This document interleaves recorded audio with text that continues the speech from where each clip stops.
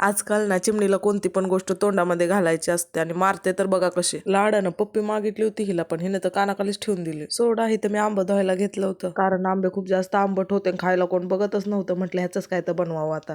मग काय घेतलं त्याला पाण्यातनं खंगाळून आणि घेतली त्याची साल काढून. साल काढून झाल्यानंतर सगळा गाभाना मिक्सर मध्ये काढून घेतला आणि हा सगळा आंबाना मिक्सर मध्ये चांगली पेस्ट बनवतो ना वाटून घ्यायचा. तशी ही रेसिपी मी पहिल्यांदाच बनवत होते, त्यामुळे मनात थोडं धाकधुक होत होतं, पण म्हटलं बघू ट्राय करून जमतंय का. इथे कढईमध्ये सगळी आंब्याची पेस्ट काढून घेतली आणि त्याच्यामध्ये थोडीशी साखर टाकली आणि त्याला सगळं मिक्स करून घेतलं. आता हे सगळं चांगलं शिजतंय तोपर्यंत एका प्लेटला तूप लावून घेतले आणि आंब्याची पेस्ट ना चांगली घट्ट होईपर्यंत शिजवायची आणि नंतर तूप लावलेल्या प्लेटमध्ये सगळं काढून घ्यायचं आणि चांगलं पसरवायचं. तुम्ही तुमच्या आवडीनुसार जाड पातळ पसरवू शकताय, पण मी पहिल्यांदाच बनवत होते म्हटलं जरा पातळच घेतलं होतं बनवून. आणि हे तुम्ही उन्हामध्ये सुद्धा ठेवू शकताय, तसेच फॅन खाली सुद्धा 6 ते 7 तासामध्ये चांगलं सुकलं जातं. मी तर उन्हामध्येच ठेवलं होतं, बघा किती भारी निघतंय. पहिल्यांदाच बनवलं होतं पण मस्त झालं होतं.